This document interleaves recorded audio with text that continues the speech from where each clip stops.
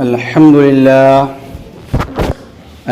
لله نحمده ونستعينه ونستغفره ونؤمن به ونتوكل عليه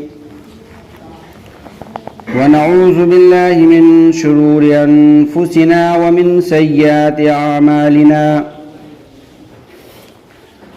من يهده الله فلا مضل له ومن يضلله فلا هادي له وأشهد أن لا إله إلا الله وحده لا شريك له وأشهد أن محمدًا عبده ورسوله أما بعد قال الله تبارك وتعالى في القرآن المجيد والفرقان الحميد فأعوذ بالله من الشيطان الرجيم بسم الله الرحمن الرحيم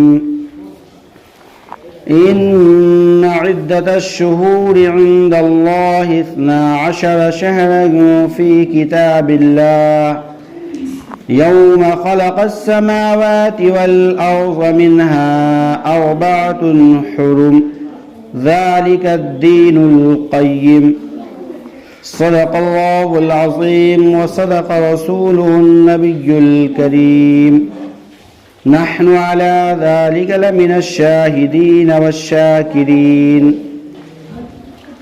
والحمد لله رب العالمين. معزز و مکرم مصلیان کرام، عزیز بچوں اور اسلام کے غیور نوجوانوں، اللہ رب العزت کا بے پناہ کرم اور احسان ہوا کہ اس نے ہم سبوں کو جمعہ کی نماز کی توفیق بخشی اور اپنے پاک گھر میں جمع فرمایا۔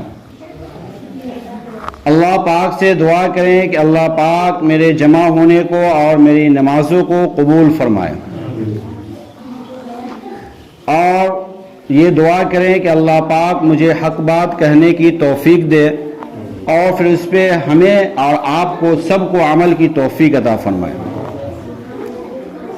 آئیے کچھ کہنے اور سننے سے قبل امام الانبیاء محبوب کبریا تاجدار مدینہ محمد عربی صلی اللہ علیہ وسلم کی شان میں نذرانہ عقیدت پیش کریں اور درود پاک پڑھیں۔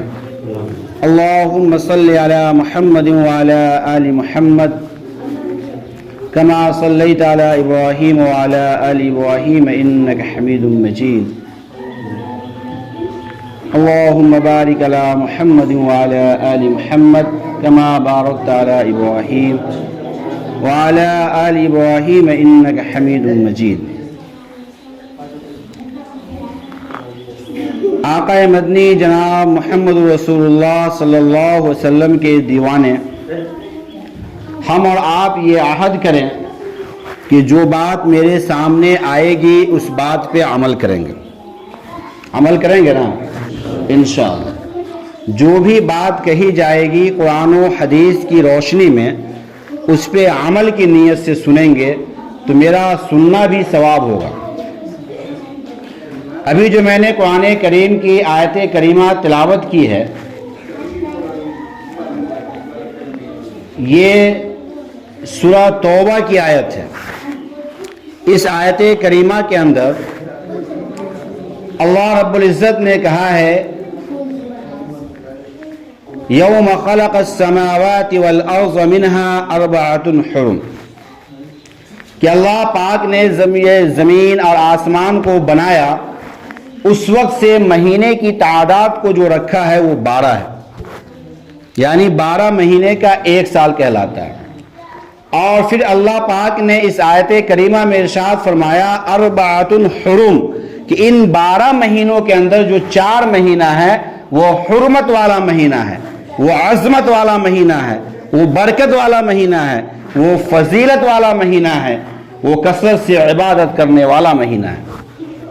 اس 4 مہینوں میں ذی الحجہ، یہ جو ابھی گزرا ہم لوگوں کا یہ سال کا آخر مہینہ، اور ابھی جس مہینے میں ہم آپ چل رہے ہیں محرم الحرام، یعنی ذوالقعدہ، ذی الحجہ اور محرم، کتنا مہینہ ہوا؟ 3 مہینہ ہوا، ذوالقعدہ، ذی الحجہ اور محرم، اور 1 مہینہ رجب۔ تو یہ 4 مہینہ جو ہے یہ حرمت والا مہینہ ہے اور یہ برکت والا مہینہ ہے۔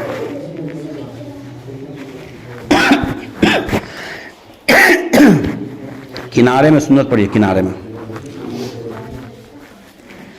اب یہ 4 حرمت والے مہینے میں ابھی جو مہینہ چل رہا ہے یہ اسلامی کیلنڈر کے حساب سے سال کا پہلا مہینہ چل رہا ہے۔ جس طریقے سے انگریزی مہینے کے حساب سے جنوری مہینہ سال کا پہلا مہینہ ہوتا ہے، اسی طریقے سے اسلامی کیلنڈر کے حساب سے یہ محرم الحرام کا جو مہینہ ہے یہ پہلا مہینہ چل رہا ہے، اور محرم الحرام کی آج 5ویں تاریخ ہے۔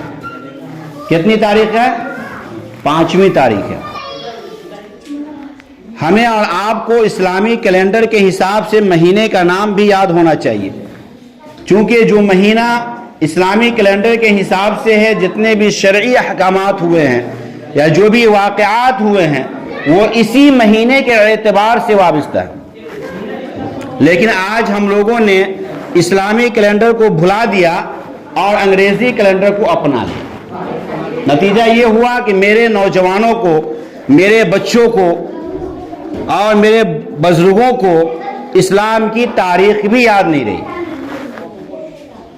تو آج محرم الحرام کی 5ویں تاریخ ہے، اور 10ویں تاریخ جو آئے گی اسی تاریخ کو یوم عاشورہ کہتے ہیں، جس کو ہم لوگ کیا کہتے ہیں؟ داہا کا دن۔ تو یہ داہا کا دن نہیں ہے، یہ یوم عاشورہ کا دن ہے، اور یہ دن بہت فضیلت کا دن ہے، بہت برکت کا دن ہے، اللہ کے سامنے اپنی حاجت کو مانگنے کا دن ہے۔ کتابوں میں آتا ہے، روایتوں میں آتا ہے کہ کوئی بندہ اگر اللہ کی بارگاہ میں اپنا ہاتھ اٹھاتا اور کہتا ہے کہ اللہ پاک اس دن کی فضیلت کے صدقے میں میں آپ سے دعا مانگتا ہوں، تو اللہ پاک اس کی دعا کو رد نہیں کرتا۔ لیکن آج معاشرے کا یہ عالم ہے، آج ہمارے بستیوں کا، ہمارے قرب و جوار کا یہ عالم ہے کہ ہم نے یوم عاشورہ کے دن کو کھیل کود کا دن بنا دیا، ہم نے اس کو تماشا کا دن بنا دیا، ہم نے اس کو بدعات کا دن بنا دیا، ہم نے اس کو خرافات کا دن بنا دیا، اور ہم نے اس کو شرارت کا دن بنا دیا، جبکہ یہ عبادت کا دن رکھا گیا ہے، جبکہ یہ فضیلت کا دن رکھا گیا ہے۔ یہ وہ دن ہے جس دن کربلا واقع ہوا تھا، یہ وہ دن ہے جس دن حضرت فاطمہ الزہرا رضی اللہ تعالیٰ عنہ اور اس کے لگتے جگر حضرت امام حسین رضی اللہ تعالیٰ عنہ نے شہادت قبول کیا تھا۔ لیکن آج حضرت حسین رضی اللہ تعالیٰ عنہ کے نانا کے دین کے ماننے والے اور حضرت حسین کے نانا کا کلمہ پڑھنے والوں نے اس دین کی حرمت کو پامال کر دیا، اس کو بدعات اور خرافات میں اس طرح ملوث ہو گئے کہ اسے یاد بھی نہیں رہا کہ یہ دین کون سا دن ہے۔ یہ وہ تاریخی دن ہے جس دن جو ہے حضرت علی کرم اللہ وجہہ جو شیر خدا کہلاتے ہیں، ان کے لگتے جگر، نور نظر، اور حضرت علی کا جو بیٹا ہے، جو سب سے چہیدہ بیٹا ہے، اسے یزیدیوں نے شہید کر دیا، اور حضرت امام حسین نے شہادت کا جام نوش فرمایا۔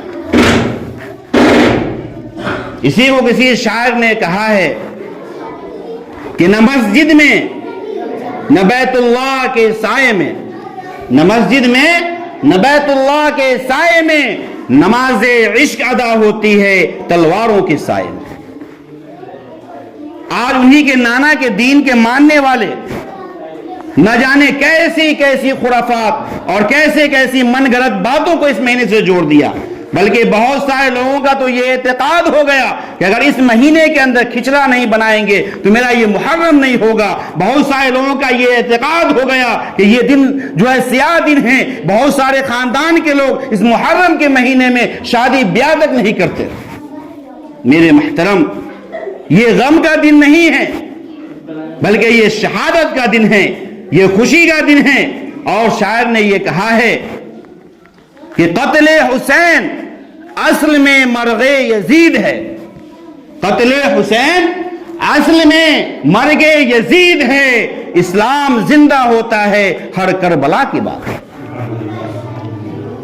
میرے محترم، آج اپنے آپ کو ہم سمجھیں، اپنے آپ کو سنبھالیں کہ ہم کس کے ماننے والے ہیں، کس کے دین پہ چل رہے ہیں، کس کو فروغ کر رہے ہیں۔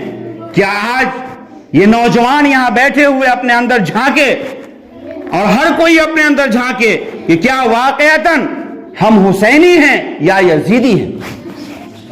ہمارا عمل جو ہوتا ہے وہ حضرت حسین کے نقش قدم پہ ہے یا یزید کے نقش قدم پہ ہے؟ یہ جو محرم الحرام میں تعزیہ داری کرتے ہیں، یہ جو لاٹھی بھانستے ہیں اور یا حسین چلاتے ہیں، یہ کس کا عمل تھا؟ آئیے میں آپ کو اس واقعے کی طرف لے چلتا ہوں۔ کوفہ کے اندر عبید اللہ بن یزید یہ وہاں کے گورنر ہیں، اور یزید جو ہے یہ امیر المومنین حضرت معاویہ رضی اللہ تعالیٰ عنہ کا بیٹا ہے۔ کس کا بیٹا ہے؟ امیر المومنین حضرت معاویہ رضی اللہ تعالیٰ عنہ کا بیٹا ہے، اور یہ فسق و فجور میں اپنی زندگی گزارتا ہے، یہ دین سے کوسوں دور ہے، یہ نشے میں دھت ہے، اپنے پاور کے، اپنے سکتا کے، اپنے کرسی کے۔ یہ کوفہ میں اعلان کروا دیتا ہے کہ میرے ہاتھ پہ بیعت کر لو۔ اور یہ واقعہ کب آیا؟ تو 60 ہجری کے اندر یہ واقعہ آیا، جب حضرت امیر المومنین حضرت معاویہ رضی اللہ تعالیٰ عنہ کا وصال ہو جاتا ہے، تو سن 60 ہجری کے اندر یہ یزید جو ہے، جو معاویہ کا بیٹا ہے، یہ اعلان کرتا ہے کہ میرے ہاتھ پہ بیعت کر لو، مجھے امیر المومنین تسلیم کر لو۔ بہت سارے لوگ اس کے ہاتھ پہ بیعت کر جاتے ہیں، بہت سارے لوگ اس کو اپنا امیر مان لیتے ہیں، لیکن چند صحابہ کرام کی جماعت ہے جو بیعت کرنے سے انکار کر جاتی ہے، اور اسی جماعت کے اندر امام حضرت حسین رضی اللہ تعالیٰ عنہ ہیں جو ان کی بیعت کرنے سے انکار کر جاتے ہیں۔ جب یہ خبر وہاں کے گورنر کو پہنچتی ہے تو وہاں کے گورنر ایک چال چلتے ہیں، ایک مکاری کرتے ہیں، عیاری کرتے ہیں، وہاں ایک خط لکھتے ہیں حضرت حسین کے نام سے، اور یہ کہتے ہیں خط کے اندر کہ آپ یہاں تشریف لے آئیے، یہاں کوفہ والے آپ کو امیر المومنین ماننے کو تیار ہیں، آپ کے ہاتھ پہ بیعت کرنے کو تیار ہیں۔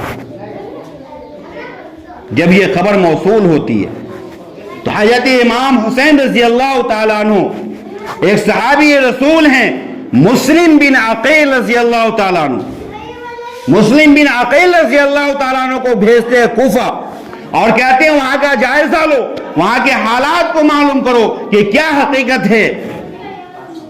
جب مسلم بن عقیل رضی اللہ تعالیٰ عنہ کوفہ کے اندر پہنچتے ہیں اور ظہر کا وقت ہوتا ہے، جب ظہر کی نماز کے لیے وہ بڑھتے ہیں تو 40,000 کی تعداد میں اس کے ہاتھ پہ بیعت کرتے ہیں۔ کس کے ہاتھ پہ؟ مسلم بن عقیل کے ہاتھ پہ۔ جب عصر کا وقت ہوتا ہے تو 40,000 کی تعداد میں سے گھٹ کر کے 18,000 کی تعداد آ جاتی ہے۔ جب وہاں کے گورنر یہ حالات کا جائزہ لیتے ہیں، وہ دیکھتے ہیں، وہ جانتے ہیں کہ اگر ہم نے جنگ کیا تو یہ 40,000 کی فوج میرے مقابلے میں آ جائے گی اور ہمیں نیست و نابود کر دے گی، ہماری کرسی چلی جائے گی، ہماری حکومت چلی جائے گی اور ہمیں کوئی تسلیم نہیں کرے گا۔ اس نے ایک چال چلا۔ چال کیا چلا؟ کہ اس نے ایک آفر دیا کہ جتنے لوگ مسلم بن عقیل کے ہاتھ پہ بیعت کیے ہیں، اگر ان کی بیعت سے وہ باز آ جاتے ہیں، میری ہاتھ پہ بیعت کر جاتے ہیں، میں اسے ضرورت کے تمام سامان مہیا کراؤں گا، میں اسے عہدے دوں گا، میں فلاں دوں گا، فلاں دوں گا، اور دنیا کی لالچ دیتے ہیں۔ جب دنیا کی لالچ آتی ہے سامنے تو انسان اندھا ہو جاتا ہے۔ آج کل کا بھی معاہدہ اور یہ دیکھنے کو آتا ہے کہ انسان دنیا کی لالچ میں بھائی بھائی کا قتل کر دیتا ہے، باپ بیٹے کا دشمن ہو جاتا ہے۔ نتیجہ یہ ہوا کہ دولت کی وجہ سے تمام لوگ جو ہے اپنے کسی بچے کو واپس لا رہے ہیں، کوئی اپنے باپ کے سامنے ہاتھ جوڑ رہا ہے کہ ابو جان آپ ان سے بیعت کو توڑ لیجئے، آپ خامہ خواہ کیوں اس کے چکر میں پڑے ہوئے ہیں، مجھے کچھ نہ کچھ مال دولت مل جائے گا۔ نتیجہ یہ ہوتا ہے کہ عصر کی نماز میں 40,000 کی تعداد میں سے 18,000 بچ جاتے ہیں، اور جب مغرب کا وقت ہوتا ہے تو 18,000 کی تعداد میں سے گھٹ کر کے 500 ہو جاتے ہیں۔ کتنے ہو جاتے ہیں؟ 500 ہو جاتے ہیں۔ اور جب مسلم بن عقیل نماز پڑھانے کے بعد سلام پھیرتے ہیں، پتہ چلتا ہے کہ وہ 500 کے 500 بھی فرار ہو چکے ہیں۔ یہ غداری کس نے کیا؟ کیا کسی مشرک نے کیا؟ کسی بت کے پوجنے والوں نے کیا؟ کسی درخت کے پوجنے والوں نے کیا؟ کسی آگ کی پرستش کرنے والوں نے کیا؟ نہیں نہیں، یہ وہ لوگ تھے جو کلمہ پڑھنے والے تھے، جو حضرت حسین کے نانا کے ماننے والے تھے۔ اور آج بھی آئے نہیں یہی ہو رہا ہے کہ آج یہ تعزیہ داری کا جو رسم ہے، آج یہ لاٹھی بھانجنے کا رسم ہے، آج یہ باطل عقیدہ میرے سامنے آ گیا ہے، آج کوئی دوسرا نہیں ہے بلکہ اسی کے نانا کے کلمہ پڑھنے والے ہیں، لا الہ الا اللہ کے ماننے والے ہیں۔ ضرورت اس بات کی ہے کہ ہم اسلامی تاریخ کو پڑھیں۔ ہمارے باپ دادا کرتے ہوئے آ رہے ہیں، ہم بھی دیکھا دیکھی کر رہے ہیں۔ ذرا یہ غور کریں کہ یہ جو ہم کر رہے ہیں یہ شریعت میں یہ عمل ہے یا نہیں ہے؟ بتائیے، جس کے لیے حضرت حسین نے شہادت دیا اور آج ہم نے اس کی شہادت کا مذاق اڑایا کہ جس طریقے سے یزیدیوں نے اس کے سر کو کاٹ کر کے نیزہ میں گھونپ کر کے اور یہ نعرہ لگایا تھا کہ یا حسین یا حسین، آج وہی نعرہ ہم لگا رہے ہیں۔ آپ بتائیے کہ آپ حسینی ہیں یا آپ یزیدیوں کے لائن میں کھڑے ہوئے ہیں؟ جب یہ معاملہ ہوا، وقت 2-4 منٹ زیادہ ہو جائے گا، صبر کیجئے گا، اس لیے کہ جب بات چلتی ہے مکمل ہوگی تب ختم ہوگا۔ تو بات یہ چلی کہ جب مغرب کا وقت ہو گیا اور یہ 500 کے لوگ بھی فرار ہو گئے تو مسلم بن عقیل وہاں سے نکل کر کے گلی میں چلنے لگتے ہیں۔ چلتے چلتے ایک مکان آتا ہے، تھک ہار کر کے اس مکان کے گیٹ پہ بیٹھ جاتے ہیں۔ جب بیٹھتے ہیں کچھ دیر کے بعد ایک ضعیفہ نکلتی ہے اس مکان سے اور پوچھتی ہے کہ آپ کون ہیں؟ کہا کہ میں ایک مسافر ہوں، میں بھوکا اور پیاسا ہوں۔ وہ بوڑھی کہتی ہے کہ لگتا ہے کہ آپ مسلم بن عقیل ہے۔ یہ مسلم بن عقیل بڑا پریشان ہوتے ہیں کہ آخر اس کوفہ کے اندر، اس نئے شہر کے اندر میں ایک اجنبی شخص ہوں، میں مسافر ہوں، یہ بوڑھی مجھے کیسے پہچانتی ہے؟ پھر یہ کہتے ہیں کہ ہاں میں مسلم بن عقیل ہوں۔ وہ بوڑھی کہتی ہے کہ میں ایمان والی ہوں، میں حسین کے نانا کے دین کو ماننے والی ہوں، اور مجھے معلوم ہے کہ آپ کو پناہ دینا میرے گھر کے اندر خطرے سے خالی نہیں ہے، لیکن میں آپ کو اپنے گھر میں پناہ دوں گی، اس لیے دوں گی کہیں ایسا نہ ہو کہ حشر کا میدان قائم ہو اور وہاں امام الانبیاء محبوب کبریا تاجدار مدینہ محمد عربی صلی اللہ علیہ وسلم یہ پوچھ بیٹھے کہ میرا غلام، میرا ماننے والا تیرے دروازے پہ تھا، تو نے کیا کیا؟ ایک بوڑھی کے دل کے اندر یہ درد ہے، یہ نبی کا محبت ہے، یہ نبی سے عشق ہے، یہ امام حسین سے عشق ہے۔ اگر آج ہمارے نوجوانوں کے جگر کے اندر، آج ہمارے نوجوانوں اور بوڑھوں کے دلوں کے اندر اگر اللہ کے نبی سے سچی محبت ہوگی، سچی عقیدت ہوگی، امام حسین سے سچی محبت ہوگی، تو آج جو یہ عمل ہو رہا ہے انشاءاللہ ہم لوگ نہیں کریں گے، نہیں کریں گے، بولیے انشاءاللہ۔ چونکہ جو حسینی ہوگا وہ حسین کے طریقے کو مانے گا، اور جو یزیدی ہوگا وہ یزید کے طریقے کو مانے گا، اور فیصلہ آپ کے اوپر ہے کہ آپ اپنے آپ کو کس لائن میں کھڑا ہونا چاہتے ہیں۔ اس کے بعد واقعہ یوں ہوتا ہے کہ وہاں کے گورنر کا اعلان ہو جاتا ہے، اور اعلان ہونے کے بعد لوگ تلاشتے تلاشتے اس بوڑھی کے مکان تک پہنچ جاتے ہیں۔ جب اس بوڑھی کے مکان تک پہنچتے ہیں، وہ بوڑھی سے پوچھتے ہیں کیا تم نے کسی مسافر کو چھپایا ہے، کسی اجنبی کو چھپایا ہے؟ وہ بوڑھی کہتی ہے کہ ہاں میں نے چھپایا ہے، لیکن ایک شرط ہے، پہلے میری گردن اڑاؤ اس کے بعد وہاں تک پہنچو گے۔ کیا جذبہ ہے! آج ہم اور آپ جو ہے اللہ کے نبی کے دین کو بدنام کرنے میں لگے ہوئے ہیں۔ ذرا عقلی دلیل سے سمجھیے۔ آپ جمعہ کی نماز پڑھنے کے لیے آئے ہیں نا بھائی؟ کوئی فوج آپ کے گیٹ پہ کھڑی ہے پولیس کی؟ کوئی پولیس محکمہ کا نوٹس ہے؟ نہیں ہے۔ آپ تراویح کی نماز پڑھتے ہیں، کوئی پولیس آئے گیٹ پہ کھڑا رہتا ہے؟ نہیں رہتا ہے۔ آپ رمضان کے روزے رکھتے ہیں، عبادت کرتے ہیں، کوئی پولیس والا آئے کھڑا رہتا ہے؟ नहीं रहता है। लेकिन जब ये मुहर्रम का महीना आता है तो ताज़िया के लिए आपको लाइसेंस लेना होता है, उसके लिए अनुमति लेनी होती है, उसके लिए आपको इजाजतनामा लेनी होती है और पुलिस महकमा आपके साथ रहती है। क्यों रहती है? पता ये चलता है कि ये इबादत नहीं है बल्कि ये शरारत है। हुकूमत भी जानती है कि इबादत के लिए फोर्स की जरूरत नहीं है, इबादत करने वाले अमन पसंद होते हैं, नबी के मानने वाले अमन पसंद होते हैं, उससे किसी को कोई खतरा नहीं है, नहीं हुकूमत को खतरा है, नहीं आवाम को खतरा है, नहीं देश को खतरा है। इसलिए कोई फोर्स, कोई पुलिस नहीं होती। ये अकल के एतबार से भी सोचने वाली बात है। यहां से भी ये बात वाज़ेह हो जाती है कि ये जो रस्म हम बना लिए हैं, ये रस्म इबादत नहीं है बल्कि ये शरारत है और शरारतों से नौजवानों को और कलमा के पढ़ने वालों को बचना चाहिए। बिलाखिर ये होता है कि वो फौज उस बूढ़ी के गर्दन को उड़ा देता है और उड़ाने के बाद फिर मुस्लिम बिन अकील के पास पहुंचता है। लेकिन मुस्लिम बिन अकील जो थे ये ईमानी जज्बा से पूरे भरे हुए थे, ये नबी के आशिक थे, नबी के गुलाम थे और नबी के नवासे के ये दिलो जान से चाहने वाले थे। जब ये देखते हैं कि मेरा जो मुहाफिज था उसका गर्दन उड़ा दिया गया है, फिर ये छिपते नहीं हैं, हटते नहीं हैं, अपनी तलवार निकालते हैं और मुकाबला करते हैं और मुकाबला करते करते बिल आखिर में वो शहीद हो जाते हैं। मेरे महतरम, ये तारीख है इस महीने की, ये मुहर्रमुल हराम की ये तारीख है। कितना दर्द भरा पैगाम है। लेकिन आज मुसलमानों ने क्या किया? इस तारीख को न पढ़ा, न समझा और न समझने की कोशिश किया, बल्कि जो रस्म चली आ रही है देखा देखी कर रहे हैं। न उसका कहीं किताबों में जिक्र है, नहीं कि कुरान और हदीस में जिक्र है, बल्कि इस रस्म के बारे में जो फाजिल बरेलवी हैं इमाम अहमद रज़ा खा, उसका एक किताब है फतावा रिजविया। उस फतावा रिजविया के अंदर भी इस रस्म को मना किया गया। और इतना ही नहीं बल्कि चारों इमाम हैं, इमाम अहमद बिन हंबल, इमाम अबू हनीफा और इमाम मालिक, इमाम शाफी, ये कहीं कोई तसव्वुर नहीं।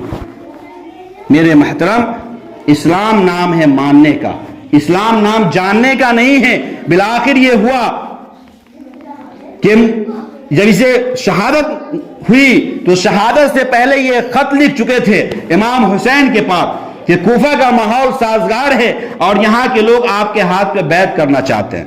चूंकि जिस वक्त ये खत लिख रहे थे उस वक्त 40,000 की तादाद में लोग इसके हाथ पे बैत थे और ये चाल थी उसकी, वहां के गवर्नर की। उबैदुल्लाह बिन ज़ियाद वहां का गवर्नर था, तो उबैदुल्लाह बिन ज़ियाद की ये चाल थी कि पहले लोगों को वहां तक फंसने दे। नतीजा ये हुआ कि ये काफिला चल चुका था इमाम हुसैन रज़ी अल्लाह ताला अन्हु का।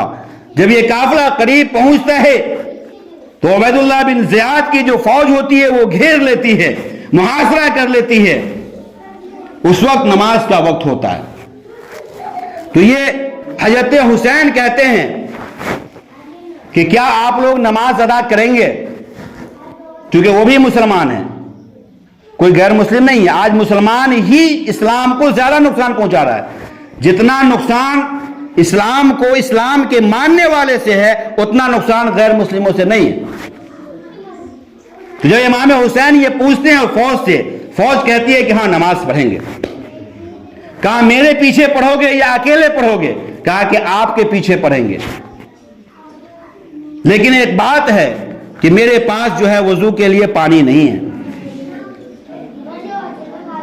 हजरत इमाम हुसैन रज़ी अल्लाह ताला अन्हु, जिनकी परवरिश आका मदनी जनाब मोहम्मद रसूलुल्लाह सल्लल्लाहु अलैहि वसल्लम की गोद में हुई थी, जो अल्लाह के नबी के जुल्फों से खेला करते थे, जिसकी सवारी अल्लाह के नबी बना करते थे, जिसकी वजह से अल्लाह के नबी नमाज में सजदा को लंबा कर दिया करते थे। आखिर उनका दिल कितना बड़ा होगा। वो जान रहे हैं कि ये फौज मुझसे लड़ाई के लिए आई है, ये फौज मेरे कत्ल के लिए आई है, लेकिन उसके बावजूद अपने नाना के दीन को फरोग के लिए वो पानी पेश करती है, वजू बनाते हैं, नमाज होती है, फिर मुआसरा हो जाता है। फिर हजरत हुसैन कहते हैं कि देखो मेरी 3 शर्तें, 3 शर्त है, इन 3 शर्तों में से कोई शर्त तुम मान लो। कहा बताओ? कहा पहली शर्त यह है कि मेरी मुलाकात यजीद से करा दो, मेरी मुलाकात यजीद से करा दो।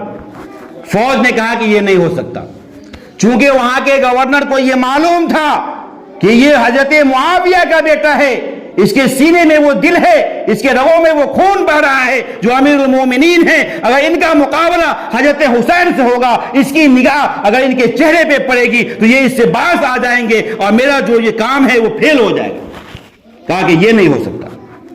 کہا چلو دوسری بات یہ کرو کہ میں جہاں سے آیا ہوں وہاں میں لوٹ جاتا ہوں، اگر ملاقات نہیں کراؤ گے تو میں جہاں سے آیا ہوں وہاں لوٹ جاتا ہوں، مجھے کچھ نہیں کرنا۔ کہا یہ بھی نہیں مانیں گے۔ کہا تیسری شرط کیا ہے؟ کہا تیسری شرط یہ ہے کہ مجھے کسی سرحد پہ بھیج دو اور وہاں سے میں جنگ کر کے شہید ہو جاؤں گا۔ کہا کہ یہ بھی نہیں ہوگا۔ کہا پھر کیا ہوگا؟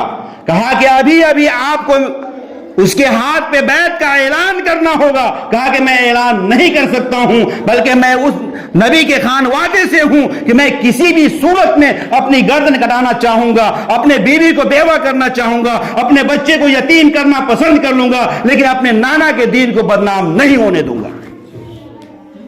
میرے محترم ذرا سوچو کہ آج معاشرے میں کیا ہو رہا ہے، آج مسلمانوں کے گھروں میں کیا ہو رہا ہے، آج بددینی کا کیسا ماحول آ گیا ہے، آج ہماری آنکھوں پہ کیسی پٹی ڈالی گئی ہے کہ دین کی بات سمجھ میں نہیں آتی ہے، اور ہر وہ بات جو دین سے خارج ہے، ہر وہ رسم جس کا دین میں کوئی نام و نشان نہیں ہے، آج اس پہ ہم عمل پیرا ہو رہے ہیں۔ ذرا سوچو کہ اگر قیامت کا میدان قائم ہوگا، حضرت حسین نے کہہ دیا کہ نانا جان یہ وہی لوگ ہیں جس نے آپ کے دین کو چھوڑ دیا تھا، ہم نے آپ کے دین کے لیے اپنی گردن کٹائی تھی اور یہ اس کے لیے رسم و رواج کو پالا تھا، بتاؤ کیا حشر ہوگا۔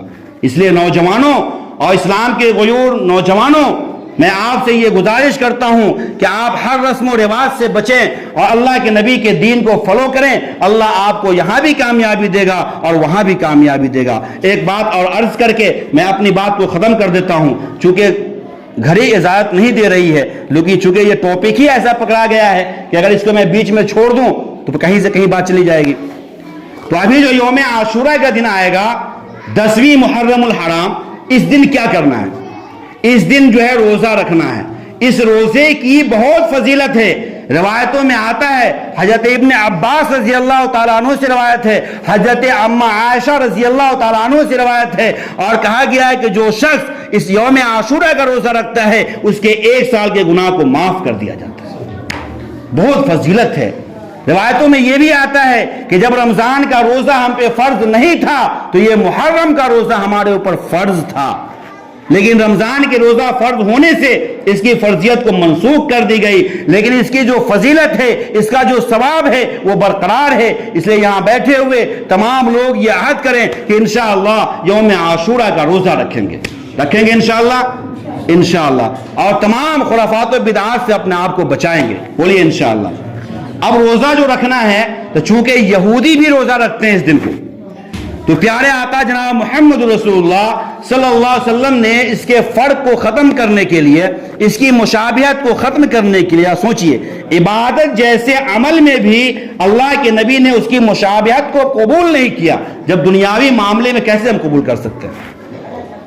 تو اس کے مشابہت کو ختم کرنے کے لیے 9ویں یا 10ویں کا روزہ رکھیں، یا پھر 10ویں یا 11ویں کا روزہ رکھیں، تو انشاءاللہ ہم لوگ رکھیں گے۔ اللہ تبارک و تعالیٰ سے دعا کریں کہ اللہ تبارک و تعالیٰ ان باتوں پہ ہم سبوں کو عمل کی توفیق عطا فرمائے، آمین۔ وما علینا الا البلاغ۔